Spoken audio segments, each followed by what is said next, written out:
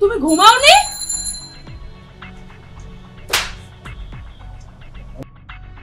আমার মেয়েকে এরকম দিনের পর দিন বিষ দিয়ে মারতে তোমার লজ্জা করলো না? তুমি তো নিজেও মা হবে, তাই না? তুমি কি মানুষের পর্যায়ে আছো?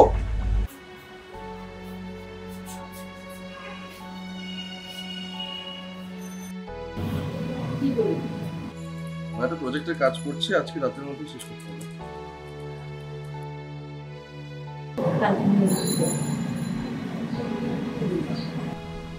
তোমার যা ইচ্ছা করো, আমার এসব ভালো লাগছে না।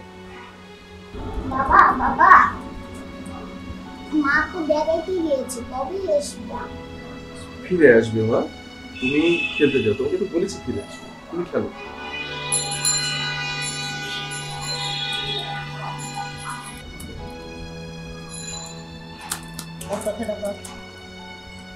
ওর দিকে তাকায় আমার কথা রাজি হয়।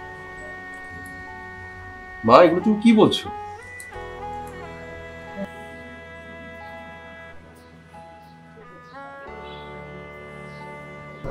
কি করছো?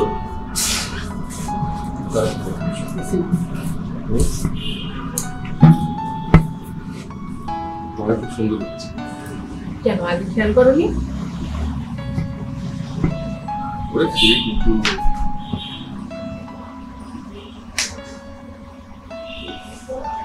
Thank you. বাবা বাবা, এই আন্টিটা কে? বাবা, ইনি আন্টি না, আজকে থেকে উনি তোমার নতুন মা। কিন্তু বাবা, মা তো এরকম দেখতে নয়। বাবা, তোমার আগের মা তারা হয়ে গেছে, এখন থেকে ওনাকে তুমি মা বলে দেবে। ঠিক আছে বাবা, আজকে থেকে আন্টিটাকে আমি মা বলে ডাকবো।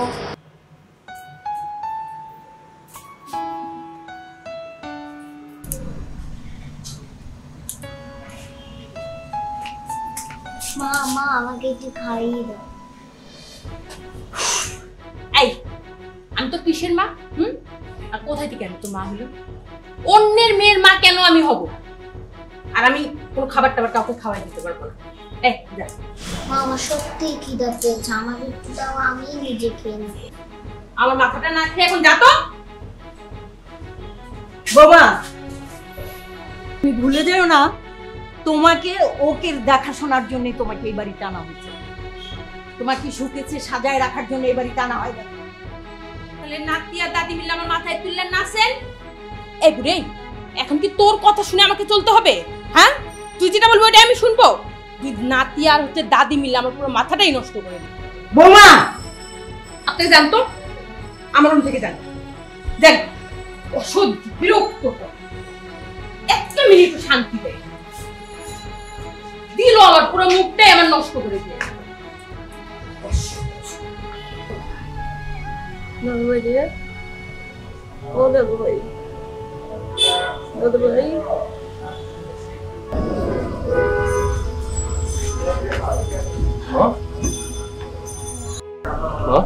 কি হয়েছে ওর? 3 দিন ধরে জ্বর, কিছুতেই নামতেছে না। ওর মা? ওর মার কথা বলিস না। কি ভাই?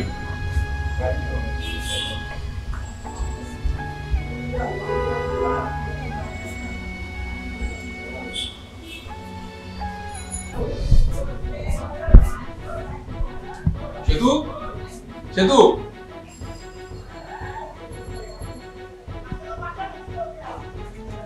এই তুমি কখন আসলা? তুমি আমাকে ফোন দিলে না আসার আগে? কি ব্যাপার সেতু? শুনলাম ওর নাকি 2 দিন ধরে জ্বর, তুমি ওকে ওষুধ খাওয়াওনি? দেখো, তোমার মেয়ে আমার তো কথাই সারাক্ষণ শুধু লাফাঝাপা দৌড়াদৌড়ি, ফ্রিজ থেকে ঠান্ডা খাবার বের করে খাচ্ছে, ঠান্ডা পানি বের করে খাচ্ছে, কিন্তু তো জ্বর হচ্ছে। কেন তুমি ওকে খাবার গরম করে দাওনি? অন্যের বাচ্চার জন্য আমাকে বকা শুনতে হচ্ছে, ঝাড়ি শুনতে হচ্ছে।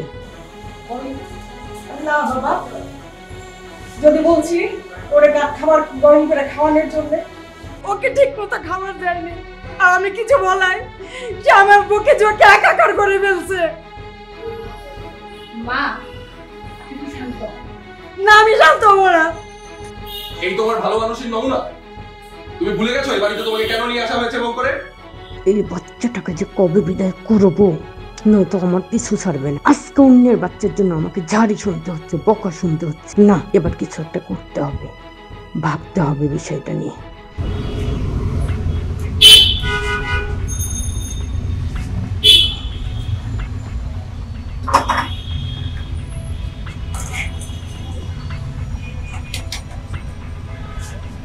মা, আমি আমার পরিকল্পনা মতো আগাই। রাত্রেবেলা ঘুমানোর আগে ওই বাচ্চাটাকে আমি লেগের দিকে মিক্স করে দুধ থেকে আর এই চকলেট কাঁথার কাছে দাম বেশি দিয়ে আমার দিতে আর অল্প কিছুদিন মেয়াদ আছে হয়তো বা তারপরে আমি মুক্তি করবো।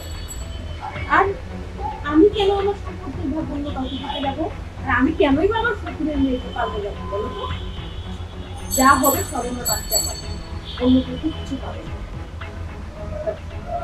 সেতু,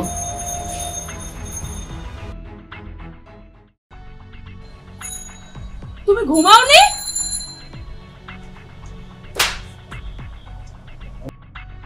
আমার মেয়েকে এরকম দিনের পর দিন বিষ দিয়ে মারতে তোমার লজ্জা করলো না? তুমি তো নিজেও মা হবে, তাই না? তুমি কি মানুষের পর্যায়ে আছো? আর আমার কথা শোনো, দেখো আমি জানি না আমি কেন এগুলো করছি, কি জন্য করছি। কারণ মানুষের মেন্টালিটি সবসময় একরকম থাকে না। সেতু, আর কিচ্ছু বুঝতে বাকি রইল না। আরাফ সব শুনে ফেলেছে। আমার কথা শোনো আরাফ। থাক, তোমার মতো বিবেকহীন মহিলার থেকে আমার আর কিচ্ছু শুনতে হবে না। আমি অধীর দেখাশোনার জন্য তোমাকে বিয়ে করেছিলাম। তুমি সেই অবুঝ বাচ্চাকে মৃত্যুর দিকে ঠেলে দিচ্ছ। ছি! কাল তুমি সকালে এই বাড়ি ছেড়ে চলে যাবে। এভাবে চলে যাব?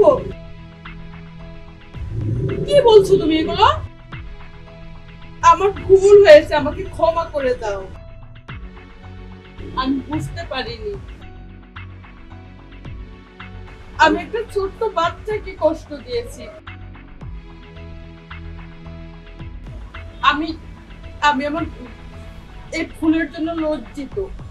আমি আমার নিজের বাচ্চা দরকার নেই। আমি তোমার বাচ্চাকেই বড় করে তুলবো। প্লিজ তুমি আমাকে ক্ষমা করে দাও, প্লিজ। আমার ভুল হয়ে গেছে, আমার কিচ্ছু চাই না, আমার ভুল হয়ে গেছে, প্লিজ।